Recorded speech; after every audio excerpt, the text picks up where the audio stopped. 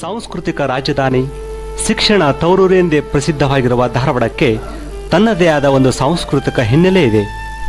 ಅದಕ್ಕೆ ಈ ಪ್ರದೇಶದ ಆಚರಣೆಗಳೇ ಸಾಕ್ಷಿ. ಶತಶತಮಾನಗಳ ಕಾಲ ಹಲವು ರಾಜಮನೆತನಗಳು ಆಡಳಿತಕ್ಕೆ ಒಳಪಟ್ಟ ಈ ಜಿಲ್ಲೆ ಬಾದಾಮಿಯ ಚಾಲುಕ್ಯರು, ರಾಷ್ಟ್ರಕೂಟರು, ಹೊಯ್ಸಳರು, ಶಾತವಾಹನರು, ಕದಂಬರು, ಮೊಘಲರು, ವಿಜಯನಗರದ ಅರಸರು, ಸವಣೂರಿನ ನವಾಬರು ಹಾಗೂ ಪುಣೆಯ ಪೇಶ್ವೆಯಂಥ ಹಲವು ರಾಜಮನೆತನಗಳು ಕಾಲಕ್ಕೆ ತಕ್ಕಂತೆ ಆಡಳಿತ ನಡೆಸಿದ್ದಾರೆ. ಅಷ್ಟೇ ಅಲ್ಲ, ದೇಶವನ್ನು ಬ್ರಿಟಿಷರ ಸಂಕೊಲೆಯಿಂದ ಬಿಡಿಸುವಲ್ಲಿ ಈ ಭಾಗದ ಜನರು ಮಹತ್ತರ ಪಾತ್ರ ವಹಿಸಿದ್ದಾರೆ. ಪಶ್ಚಿಮ ಘಟ್ಟದ ಉತ್ತರಾರ್ಧ ಭಾಗದಲ್ಲಿರುವ ಈ ಧಾರವಾಡವು ಸಮುದ್ರ ಮಟ್ಟದಿಂದ 800 ಮೀಟರ್ ಎತ್ತರದಲ್ಲಿ ನೆಲೆಸಿರುವ ಈ ಧಾರವಾಡ ಭೌಗೋಳಿಕವಾಗಿ 3 ಭಾಗಗಳಾಗಿ ರೂಪುಗೊಂಡಿದೆ. ಮಲೆನಾಡು ಪ್ರದೇಶ, ಅರೆಮಲೆನಾಡು, ಬಯಲು ಪ್ರದೇಶಗಳನ್ನು ಹೊಂದಿರುವುದು ಈ ಧಾರವಾಡದ ಮತ್ತೊಂದು ವಿಶೇಷತೆ. ಸಂತರು, ದಾಸರು, ಕವಿಗಳು, ಶಿಕ್ಷಣ ತಜ್ಞರನ್ನು ನಾಡಿಗೆ ಮತ್ತು ದೇಶಕ್ಕೆ ಕೊಡುಗೆ ನೀಡಿದ ಹೆಗ್ಗಳಿಕೆ ಈ ಧಾರವಾಡದ್ದಾಗಿದೆ. ಇದಕ್ಕೆ ಇಲ್ಲಿನ ಪ್ರಾದೇಶಿಕ ಸಂಸ್ಕೃತಿ ಮತ್ತು ಪರಿಸರವೇ ಕಾರಣ ಎಂದು ಹೇಳುತ್ತಾರೆ ಹಿರಿಯರು. ಶಿಶುನಾಳ ಶರೀಫ, ಕಳಸದ ಗುರು ಗೋವಿಂದ ಭಟ್ಟರು, ಹುಬ್ಬಳ್ಳಿಯ ಶ್ರೀ ಸಿದ್ದಾರೂಢ ಸ್ವಾಮಿ, ಸಾಧನಕಿರಿಯ ಬೇಂದ್ರೆ ಇವರೆಲ್ಲ ಪ್ರಾದೇಶಿಕ ಸಾಮರಸ್ಯತೆ ಸಾರಿದವರು. ಈ ಸಾಂಸ್ಕೃತಿಕ ರಾಜಧಾನಿ ಧಾರವಾಡ ಜಿಲ್ಲೆಯಾದ್ಯಂತ ಐತಿಹಾಸಿಕ ಶಿಲ್ಪಕಲೆಗಳು ಇಂದಿಗೂ ನೋಡಲು ಸಿಗುತ್ತವೆ. ಅಣ್ಣಿಗರಿಯ ಅಮೃತೇಶ್ವರ ದೇವಾಲಯ, ಬನಶಂಕರಿ ದೇವಾಲಯ, ಕಲಕಟಿಗೆಯ ಜೈನ ಬಸದಿ, ಉಣ್ಕಲ್ಲದ ಚಂದ್ರಮೌಳೇಶ್ವರದಂಥ 10 ಪ್ರೇಕ್ಷಣೀಯ ಸ್ಥಳಗಳು ಈ ಧಾರವಾಡದಲ್ಲಿ ಕಂಡುಬರುತ್ತವೆ. ಆದರೆ ಹುಬ್ಬಳ್ಳಿ ಧಾರವಾಡದ ಪ್ರೇಕ್ಷಣೀಯ ಸ್ಥಳಗಳು ಈಗ ವಿನಾಶದ ಅಂಚಿನಲ್ಲಿರುವುದು ವಿಷಾದಕರ ಸಂಗತಿ. ಇಂತಹ ಸ್ಥಳದಲ್ಲಿ 10 ಪ್ರೇಕ್ಷಣೀಯ ಸ್ಥಳಗಳು ಇದ್ದರೂ ಸಹ ಅವುಗಳನ್ನು ಪರಿಚಯಿಸಿ ಉಳಿಸಿ ಬೆಳೆಸುವಂಥ ಕಾರ್ಯ ನಮ್ಮದಾಗಬೇಕಾಗಿದೆ. ಪ್ರಿಯ ಸ್ನೇಹಿತರೆ, ಈಗ ಹುಬ್ಬಳ್ಳಿ ಧಾರವಾಡದ ಇಂತಹ ಹಲವಾರು ಪ್ರೇಕ್ಷಣೀಯ ಸ್ಥಳಗಳು ಹಾಗೂ ಸುಕ್ಷೇತ್ರಗಳನ್ನು ಸಂಕ್ಷಿಪ್ತವಾಗಿ ಪರಿಚಯಿಸುವುದು ಈ ನಮ್ಮ ಕಿರುಚಿತ್ರದ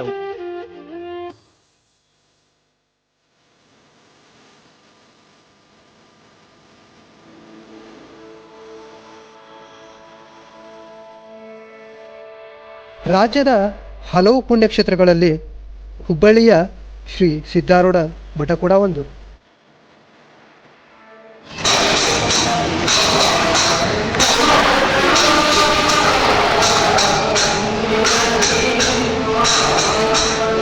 ಗುರು ಸಿದ್ದಾರೂಢರು ನಿರಂತರವಾಗಿ ತಮ್ಮ ಪವಾಡ ಕಾರ್ಯಗಳಿಂದ ಜನಸಾಮಾನ್ಯರ ಉದ್ಧಾರಕ್ಕಾಗಿ ಶ್ರಮಿಸಿದ್ದರು. ಆ ಮಹಾನುಭಾವ ಪ್ರತೀಕವಾಗಿಯೇ ಇಂದು ಸಿದ್ದಾರೂಢ ಮಠ ಸಾವಿರಾರು ಭಕ್ತರ ಕೇಂದ್ರೀಕೃತ ಸ್ಥಾನವಾಗಿದೆ. ಈ ಕ್ಷೇತ್ರಕ್ಕೆ 1919ರಲ್ಲಿ ಲೋಕಮಾನ್ಯ ತಿಲಕ್ ಗಂಗಾಧರ್, ಮಹಾತ್ಮ ಗಾಂಧೀಜಿ ಭೇಟಿ ನೀಡುತ್ತಿದ್ದರು. ಅದೇ ರೀತಿ ವರನಟ ಡಾಕ್ಟರ್ ರಾಜ್ಕುಮಾರ್ ಈ ಪುಣ್ಯಕ್ಷೇತ್ರಕ್ಕೆ ಆಗಾಗ ಭೇಟಿ ನೀಡುತ್ತಿದ್ದರು. ಪ್ರತಿ ವರ್ಷ ಮಹಾಶಿವರಾತ್ರಿ ಎಂದು ನಡೆಯುವ ಜಾತ್ರೆಯಲ್ಲಿ ಲಕ್ಷಾಂತರ ಭಕ್ತಾದಿಗಳು ಪಾಲ್ಗೊಳ್ಳುತ್ತಾರೆ.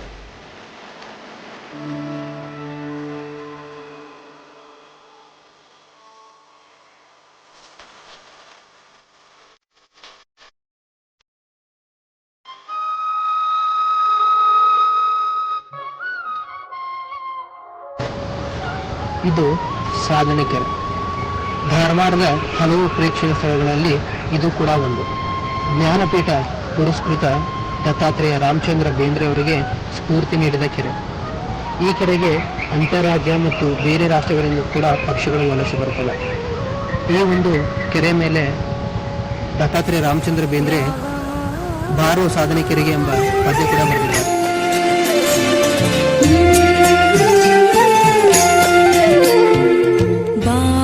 ಬಾರೋ ಬಾರೋ ಬಾರೋ ಸಾಧನ ಕೇರಿಗೆ, ಮರಳಿ ನಿನ್ನೀ ಊರಿಗೆ. ಬಾರೋ ಬಾರೋ ಬಾರೋ ಬಾರೋ ಸಾಧನ ಕೇರಿಗೆ, ಮರಳಿ ನಿನ್ನೀ ಊರಿಗೆ, ಮರಳಿ ನಿನ್ನೀ ಊರಿಗೆ.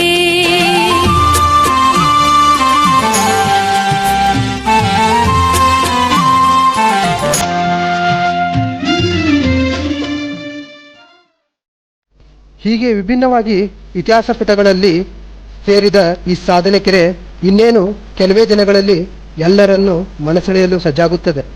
ಕಾರಣ, ಕೇಂದ್ರ ಸರ್ಕಾರದ ಕೆರೆಯನ್ನು ಪ್ರವಾಸೋದ್ಯಮ ತಾಣವನ್ನಾಗಿ ಮರುನಿರ್ಮಿಸಲು 3 ಕೋಟಿ ರೂಪಾಯಿ ಸಹಾಯಧನ ನೀಡಿದೆ.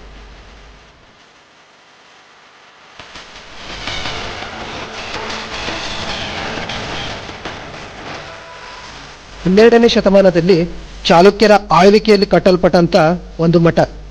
ಕ್ರಾಂತಿಕಾರಿಗೆ ಹೆಸರಾದ ಚನ್ನಬಸವಣ್ಣ ಸರಿಸುಮಾರು 3,000 ಶರಣರೊಂದಿಗೆ ಅಪರೂಪಕ್ಕೆ ಭೇಟಿ ನೀಡಿದ ಸ್ಥಳವೇ ಈ 3,000 ಮಠ. ಶ್ರೀ ಗುರುಸಿದ್ದೇಶ ಸ್ವಾಮೀಜಿ ಹೊಂದಿರುವ 3,000 ಮಠ ಈಗ ರಾಜ್ಯದ ಕೆಲವೇ ಪ್ರಮುಖ ಮಠಗಳಲ್ಲಿ ಇದು ಕೂಡ ಒಂದು. ನನ್ನ ಹೆಸರು ಅಂಬರೀಶ್ ಇಪ್ಪರಿಗೆ ಅಂತೇಳಿ. ಈ ಮಠದ ಪರಂಪರೆ ನಾನು ಒಬ್ಬ ಭಕ್ತ. ಈ ಮಠದ ಒಂದು 12ನೇ ಶತಮಾನದ ಇತಿಹಾಸ ಇದೆ. ಇಲ್ಲೇ 3,000 ಜನರು ಶರಣರು ಇಲ್ಲಿ ಆಗಮಿಸಿದ್ರು. ಗುರುಸಿದ್ದೇಶ್ವರು ಕೂಡ ಅದರಲ್ಲಿ ಒಬ್ಬರು. ಅವರು ಗುರುಸಿದ್ದೇಶ್ವರು ಇದಕ್ಕೆ ಹೂಬಳ್ಳಿ ಅಂತೇಳಿ ಒಂದು ಹೆಸರಿಟ್ಟು ಈ ಹೂಬಳ್ಳಿ ಆಗಲಿ ಅಂತೇಳಿ ಆಶೀರ್ವದಿಸಿದ ನಂತರ ಹೂಬಳ್ಳಿಯಾಗಿ ಬೆಳೀತು. ತದನಂತರ ಇಲ್ಲಿ ಬರುವಂಥ ಭಕ್ತರು ಸಾಕಷ್ಟು ಜನ ಆಯಿತು. ಅಷ್ಟೇ ಇದು 12ನೇ ಶತಮಾನದ ಒಂದು ಇತಿಹಾಸ ಇರೋದ್ರಿಂದ ಈ 3,000 ಮಠ ಹುಬ್ಬಳ್ಳಿಗೆ ಒಂದು ಒಳ್ಳೆಯ ಹೆಸರು ತಂದಿದೆ ಮತ್ತು ಇಡೀ ನಾಡಿನಲ್ಲೇ ಪ್ರಸಿದ್ಧಿ ಪಡೆದಿದೆ. ಶಿಕ್ಷಣ, ದಾಸೋಹ ಮತ್ತು ಎಲ್ಲ ರೀತಿಯಲ್ಲಿ ಕೂಡ ಇದೊಂದು ಹೆಜ್ಜೆ ಮುಂದೆ ಆಗಿದೆ ಅಂತ ಹೇಳಿಕೆ.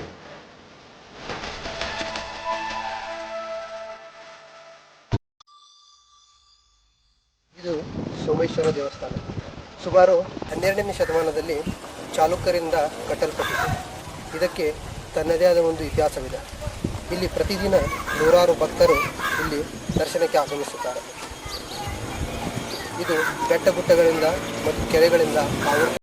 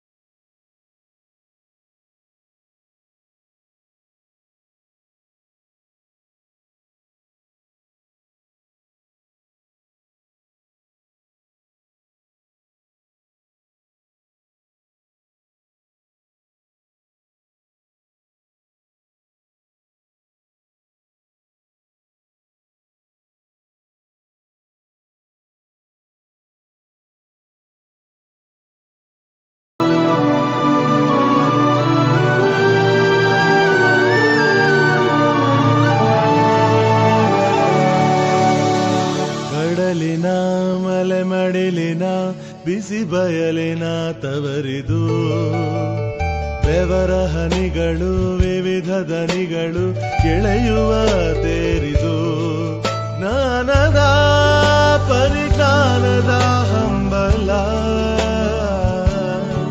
ಚಿಗುರಿಗೆ ಬೇರಿನ ಬೆಂಬಲ ಮಮತೆಯ ಸಮತೆಯ ಅಂಗಳ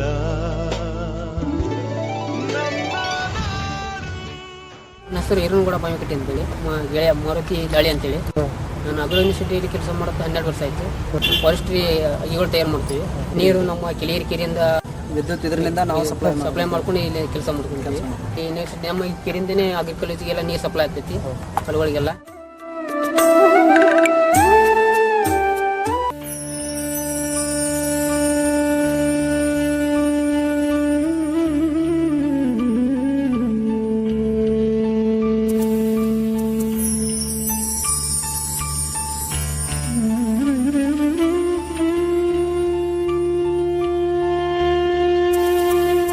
ತ್ರಿಮೂರ್ತಿ ದಾಸೋಹಗಳ ನಿರಂತರ ಪರಿಶ್ರಮದ ಫಲವಾಗಿ ಧಾರವಾಡದಲ್ಲಿ ಶ್ರೀ ಮುರುಘಾಮಠವು ಇಂದು ಹೆಮ್ಮರವಾಗಿ ಬೆಳೆಯುತ್ತಿದೆ. ಉತ್ತರ ಕರ್ನಾಟಕದ ಬಡ ವಿದ್ಯಾರ್ಥಿಗಳಿಗೋಸ್ಕರ ಪ್ರಾರಂಭವಾದ ಮಠವು ಇಂದು 500ರಿಂದ 800 ವಿದ್ಯಾರ್ಥಿಗಳಿಗೆ ಅನ್ನದಾಸೋಹ ಜ್ಞಾನದಾಸೋಹ ಮಾಡುತ್ತಿದೆ. ಜೊತೆಗೆ ಬಡ ವಿದ್ಯಾರ್ಥಿಗಳಿಗೆ ಜ್ಞಾನ ದೇಗುಲವಾಗಿದ್ದು ಈ ಮುರುಘಾಮಠದ ವಿಶೇಷತೆ. ಹಾಗೆಯೇ ಇಲ್ಲಿದ್ದುಕೊಂಡು ಜ್ಞಾನಾರ್ಜನೆ ಮಾಡಿದ ಸಾವಿರಾರು ವಿದ್ಯಾರ್ಥಿಗಳು ನಾಡಿನಾದ್ಯಂತ ವಿಶಿಷ್ಟ ಸಾಧನೆಗೈದಿದ್ದಾರೆ. ಇಡೀ ಕರ್ನಾಟಕದಲ್ಲಿ ವೈಶಿಷ್ಟ್ಯ ಹೊಂದಿರುವ ಮಠಗಳಲ್ಲಿ ಈ ಮುರುಘಾಮಠ ಕೂಡ ಒಂದು. ಪ್ರತಿ ವರ್ಷ ಜಾತ್ರೆ, ಶ್ರಾವಣ ಮಾಸದಲ್ಲಿ ನಡೆಯುವ ಪ್ರವಚನ, ವಿದ್ಯಾಕಾಶಿ ಧಾರವಾಡದಲ್ಲಿ ಒಂದು ಭಾವೈಕ್ಯತೆ.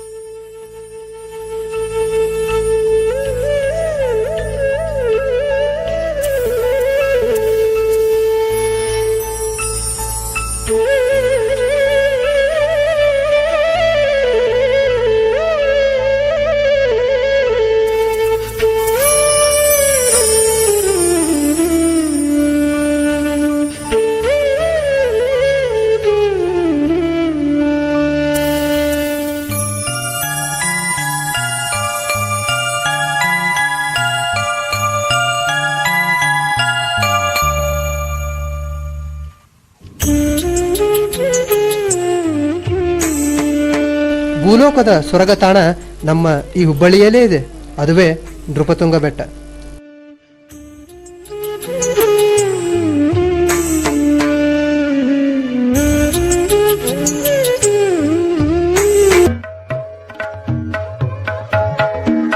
ಚಾಲುಕ್ಯರ ಶಿಲ್ಪಕಲೆಗೆ ಒಂದು ಅತ್ಯುತ್ತಮ ನಿದರ್ಶನ ಈ ಚಂದ್ರಮೌಳೇಶ್ವರ ದೇವಸ್ಥಾನ.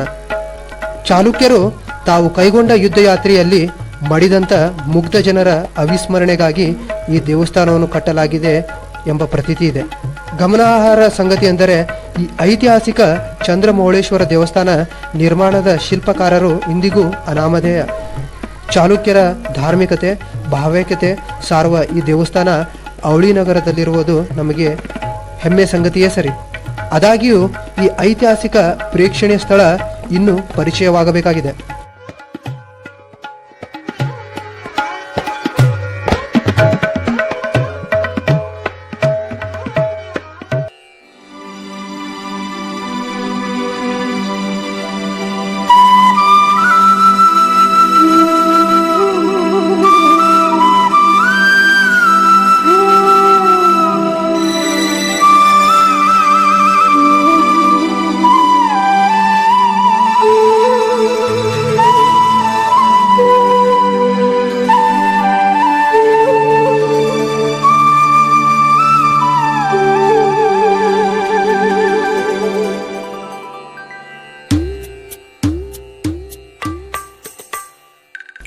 ಸುಮಾರು 110 ವರ್ಷಗಳ ಇತಿಹಾಸ ಹೊಂದಿರುವ ಕೆಲವು ಕೆರೆಗಳಲ್ಲಿ ಉಣಕಲ್ ಕೆರೆ ಕೂಡ ಒಂದು.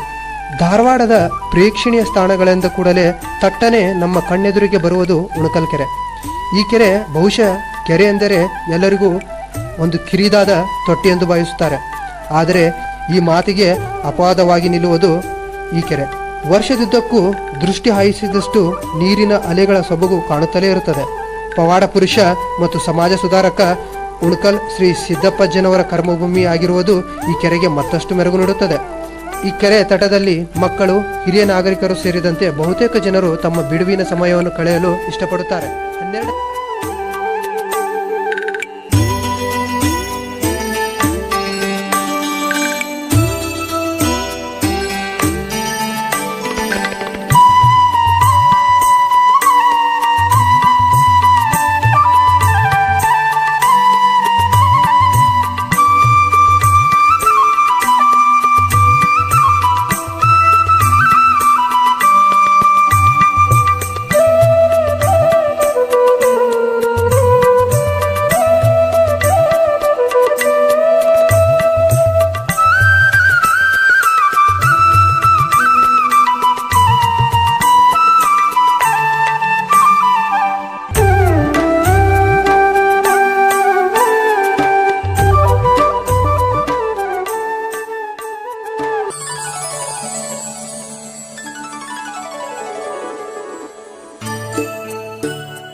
ಅಣ್ಣ ಬಸವಣ್ಣನವರ ಅನುಯಾಯಿ ಭಕ್ತ ಕಾಣಿಕೆಯೇ ಈ ವಿಶಾಲ ದೇವಸ್ಥಾನ ಹುಬ್ಬಳ್ಳಿ ಧಾರವಾಡದ ಪ್ರಮುಖ ಪ್ರೇಕ್ಷಣೀಯ ಸ್ಥಳಗಳಲ್ಲೊಂದು.